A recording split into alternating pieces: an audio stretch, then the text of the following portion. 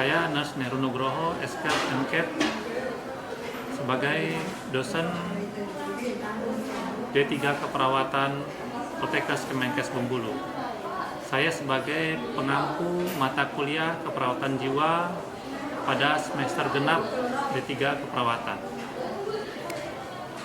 Saat ini saya sedang membuat video pengajaran sebagai prasyarat sertifikasi dosen tahun 2024, yaitu pada dokumen pernyataan diri dosen dalam unjuk kinerja Tridharma perguruan tinggi pada aspek pengajaran. Baiklah, saya akan menyampaikan gambaran mata kuliah keperawatan jiwa di semester genap D3 Keperawatan. Keperawatan jiwa ini adalah mata kuliah wajib pada semester genap, khususnya semester 4, dengan bobot SKS yaitu 3 SKS, 2 SKS teori dan 1 SKS praktikum. Adapun CPL pada mata kuliah keperawatan jiwa ini, yang pertama adalah mahasiswa mampu memahami ilmu keperawatan untuk melakukan asuhan keperawatan secara profesional dengan menggunakan pendekatan proses keperawatan.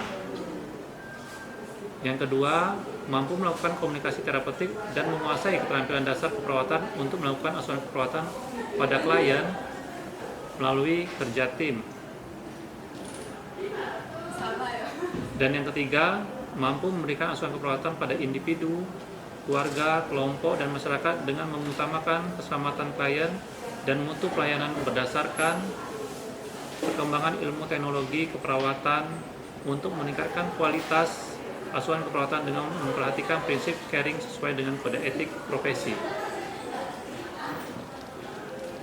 Untuk capaian pembelajaran mata kuliah, yang pertama, mahasiswa mampu memahami konsep dasar keperawatan jiwa. Kedua, mahasiswa mampu mengenal konseptual model keperawatan jiwa. Yang ketiga, mahasiswa mampu memahami terapi modalitas dalam asuhan keperawatan jiwa. Mahasiswa mampu menguasai konsep terapi aktivitas kelompok dalam asuhan keperawatan jiwa. Mahasiswa mampu memahami konsep psikofarmaka. Mahasiswa mampu menguasai konsep asuhan keperawatan pada pasien dengan masalah psikososial, dan mahasiswa mampu menguasai konsep asuhan keperawatan pada pasien gangguan jiwa.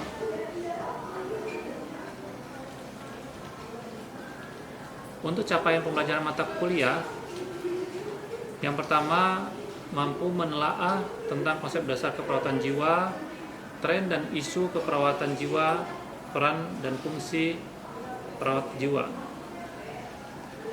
Yang kedua, mampu menguraikan aplikasi model konseptual perawatan jiwa.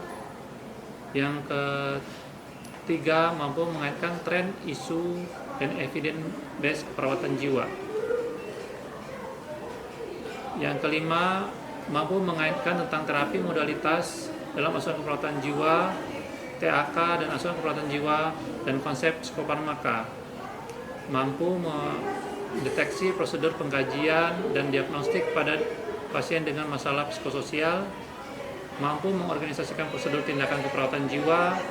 Mampu mengorganisir prosedur tindakan restrain dan manajemen pelepasan ikatan.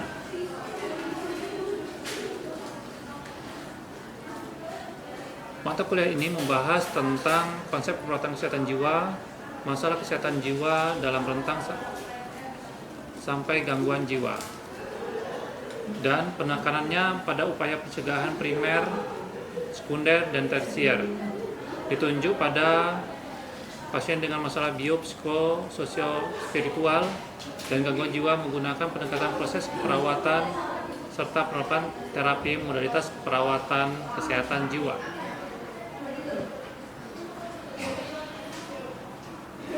Bahan kajian materi pembelajarannya adalah konsep dasar keperawatan jiwa, tren dan isu keperawatan jiwa, peran dan fungsi perawat jiwa, aplikasi model, konsep psikofarmaka, konsep asuhan keperawatan dengan psikososial, proses pengkajian keperawatan, strategi pelaksanaan komunikasi terapeutik, prosedur tindakan, aktivitas kelompok, memahami konsep kegawat daruratan, dan prosedur restrain. Bentuk pembelajarannya berupa kuliah, tutorial, seminar, praktikum, dan kegiatan mandiri. Metode pembelajaran, diskusi penugasan, tutorial, studi kasus, role play kolaboratif, dan simulasi. Kemudian untuk instrumen penilaian, untuk pengetahuan dilakukan ujian tulis, kuis, yang biasanya kuis dilaksanakan di setiap kali pertemuan, dan ujian tulis dilakukan ketika ujian tengah semester dan ujian akhir semester. Sedangkan untuk pelaksanaan kegiatan praktikum, penilaiannya berupa kegiatan OSCE.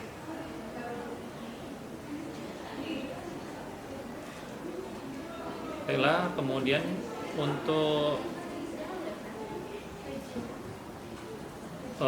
penugasan di sini mahasiswa ada dua, yaitu penugasan mandiri dan penugasan secara struktural. Kemudian untuk latihan praktikum ini biasanya mahasiswa juga diberikan kesempatan untuk menggunakan laboratorium setelah dilakukannya simulasi oleh dosen mata kuliah seperti mata kuliah keperawatan jiwa. Kemudian untuk ujian tulis dengan rincian ujian tulis tengah semester 15%, UAS 15%, penugasan individu dan kelompok plus paper 25%, kemudian diskusi kelas atau role play dan ujian praktek itu 45%, sehingga total menjadi 100%.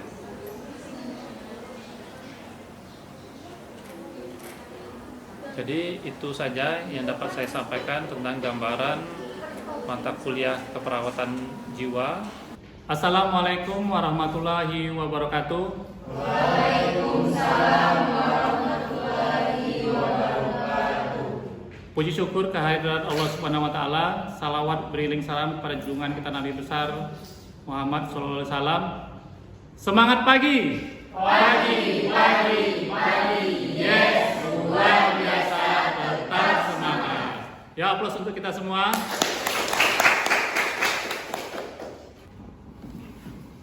Baiklah mahasiswa sekalian, pada pagi hari ini kita akan melanjutkan perkuliahan mata kuliah keperawatan jiwa. Pokok bahasannya apa pada hari ini anak-anak semuanya? Ya, betul ya. Jadi hari ini kita akan melanjutkan subpokok bahasan tentang asuhan keperawatan pada pasien dengan harga diri rendah. Tujuan pembelajaran mata kuliah ini yang pertama adalah mahasiswa mampu memahami asuhan keperawatan pada pasien dengan harga diri rendah. Kemudian yang kedua, mahasiswa mampu melakukan pendokumentasian proses keperawatan pada pasien dengan harga diri rendah, mulai dari yang pertama apa? Pengkajian, yang kedua analisa data, yang ketiga diagnosa, keempat intervensi, dan yang terakhir implementasi dan evaluasi. Oke, hari ini juga kita akan mensimulasikan bagaimana penerapan implementasi pada pasien dengan harga diri rendah. Karena pada pasien harga diri rendah ini kita harus mampu meningkatkan harga diri rendah. Jadi pada hasil akhirnya nanti mahasiswa mampu meningkatkan kepercayaan diri pada pasien dengan harga diri rendah. Oke, kita mulai pada pembahasan yang pertama. Jadi masalah perawatan kita itu ada sehat, resiko, dan gangguan. Nah, harga diri rendah ini adalah bagian dari gangguan kesehatan jiwa. Harga diri rendah dapat didefinisikan sebagai disfungsi psikologis yang luas dan terlepas dari spesifik masalahnya. Hampir semua pasien menyatakan bahwa mereka ingin memiliki harga diri yang lebih baik. Ya, harga diri rendah itu sebenarnya adalah bagaimana penilaian secara menyeluruh terkait dengan bagaimana dia bisa beradaptasi terhadap lingkungan. Adapun etiologi dari permasalahan harga diri rendah ini adalah ada faktor predisposisi dan faktor presipitasi. Apa yang membedakannya? Ada yang tahu? Beda predisposisi dan presipitasi. Ada yang tahu? Apa beda predisposisi dan presipitasi?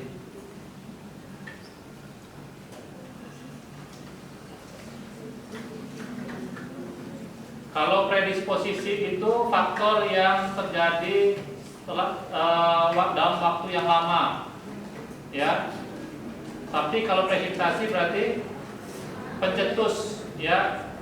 Jadi faktor predisposisi itu ada faktor biologi, ya. Faktor biologi itu adalah faktor yang disebabkan oleh yang pertama herediter. Jadi orang gangguan jiwa itu dikarenakan ada keturunan. Ya. Kemudian yang kedua karena ada disfungsional dari sistem organ. Ya, misalkan apakah waktu kecilnya mengalami demam tinggi, ya. Jadi fungsi dari sistem saraf pusatnya itu bermasalah. Sistem koordinasinya bermasalah.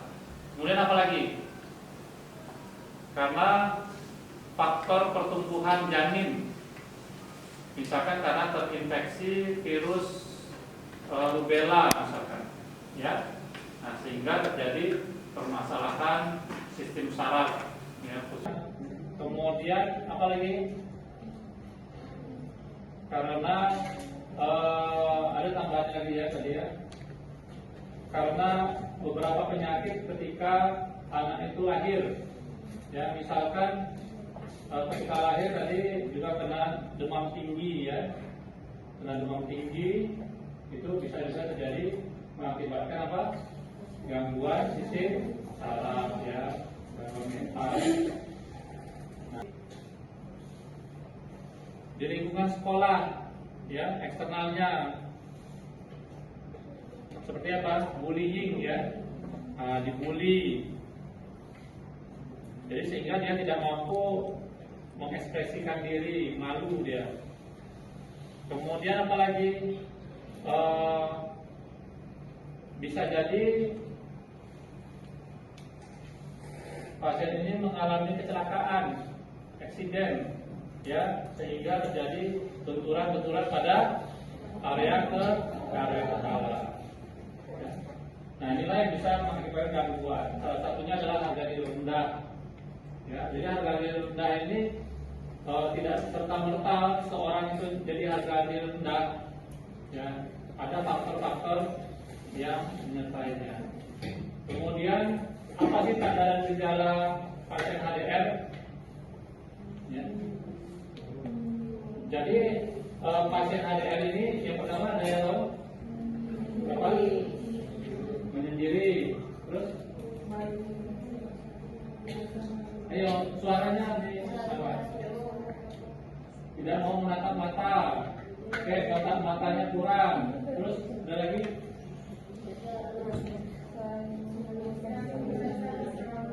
Kalau merasa bersalah.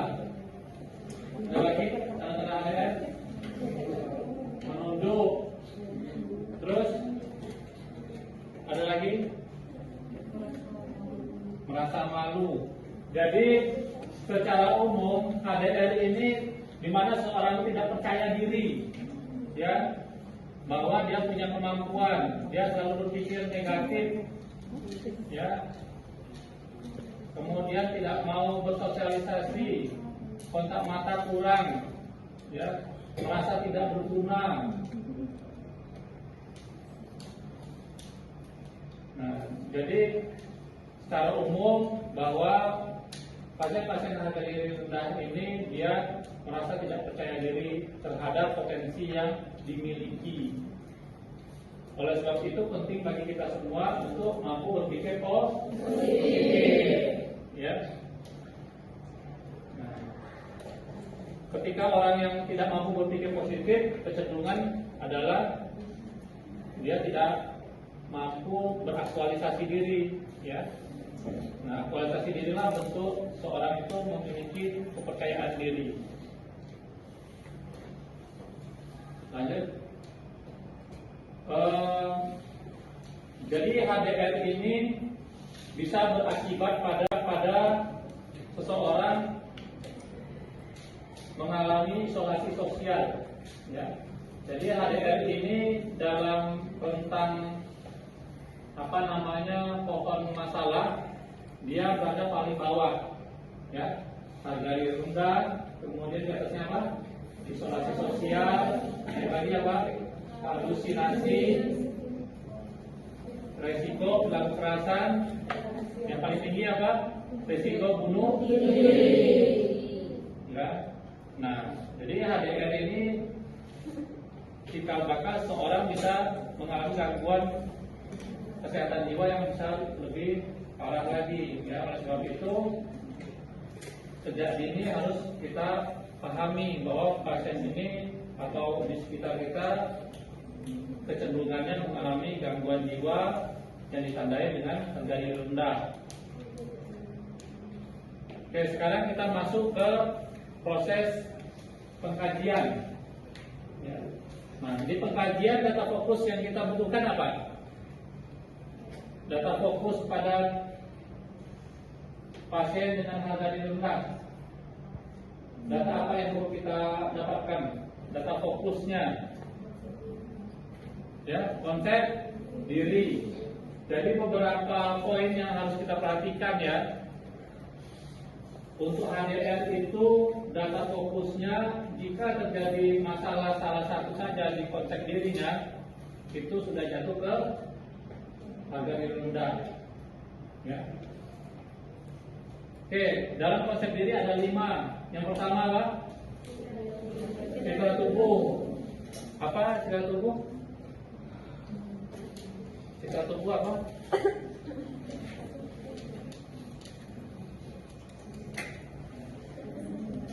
Ini siapa namanya? Dayang. Yayang. Dayang. Badai. Citra tubuh.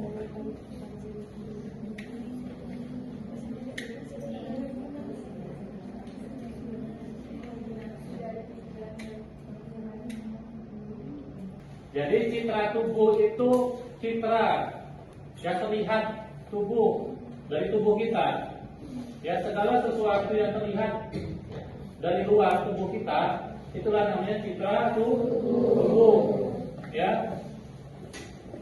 Ada mata, ada hidung, ada mulut, tinggi badan, ya, berat badan, warna kulit, ya, jenis rambut, ada yang keriting, ya, ada yang lurus, ada yang ikal.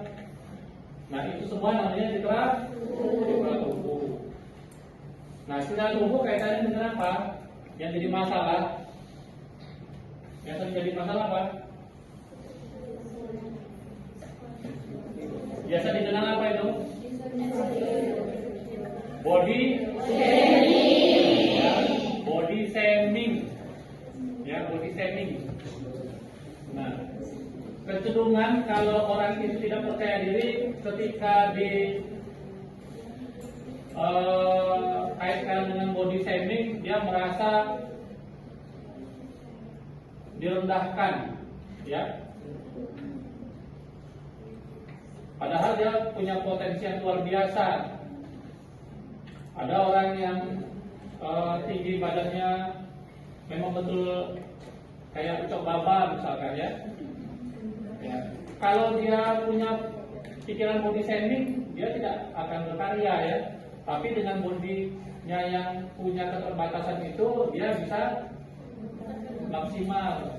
Kemudian orang-orang yang mengalami keterbatasan disabilitas, ya, apakah bagian kakinya, apakah bagian tangannya, atau memang dia mengalami kebutaan, ya. Nah, inilah yang saya katakan, ya, sehat jiwa itu lebih utama daripada sempurnanya fisik. Kenapa? Ya, belum tentu yang fisiknya normal ini bisa melakukan potensinya yang maksimal, ya. Oke, yang kedua, setelah citra tubuh apa lagi? Nah, apa itu identitas? Apa aja isinya kalau identitas? Nama. Oke, ya. Jadi identitas itu kaitan dengan kita bisa dikenal orang dengan apa, ya, dengan namanya, kemudian jenis kelaminnya, oh dia laki-laki perempuan, ya.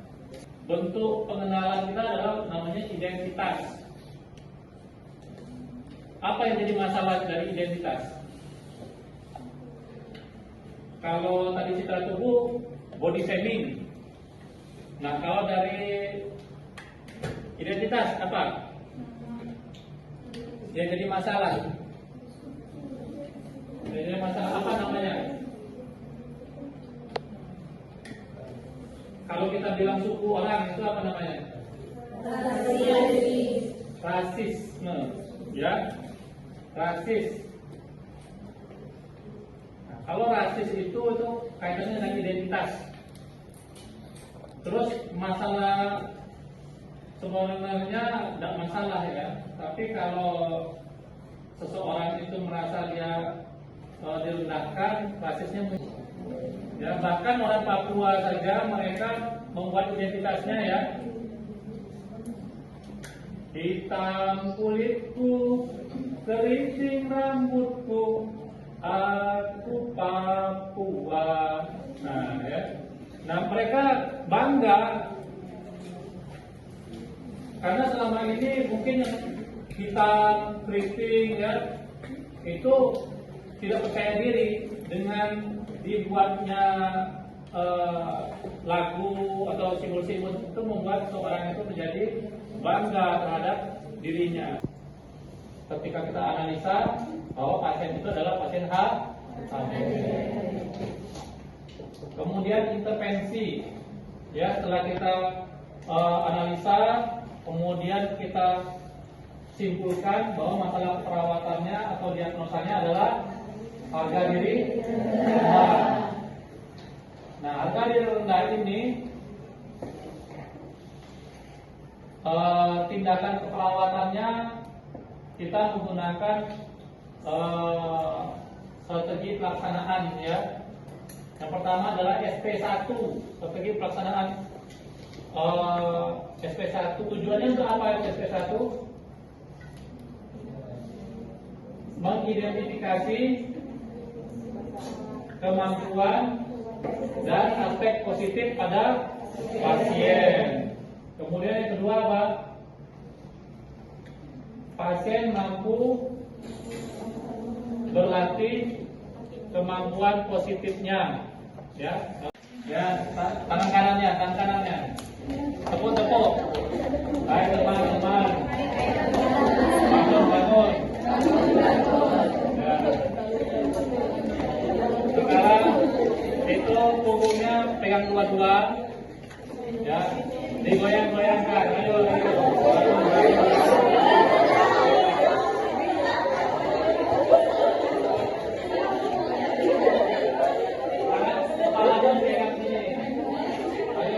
Pegang sendiri.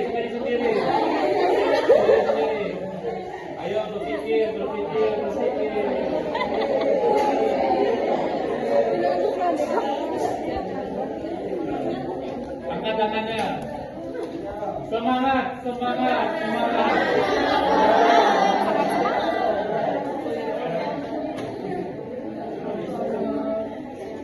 Oke, ada yang menanyakan?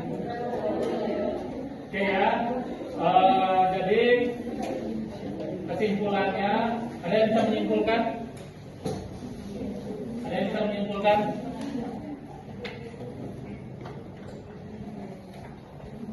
Harga diri rendah biasanya disebut dengan tidak percaya diri.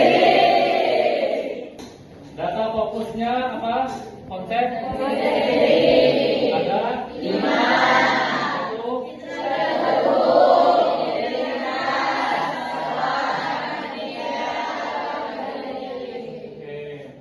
Ya. Kemudian untuk strategi pelaksanaannya, SP1 yang pertama, aspek dan kemampuan. Yang kedua, kemampuan dan aspek. Yang ketiga, memilih kemampuan yang bisa dilakukan di rumah sakit. Yang keempat, melatih kemampuan yang dimiliki oleh pasien. Oke, terima kasih untuk pertemuan hari ini. Mudah-mudahan pertemuan ini bermanfaat. Selanjutnya perlu saya sampaikan juga ada tugas, ya. Silakan dicatat tugasnya.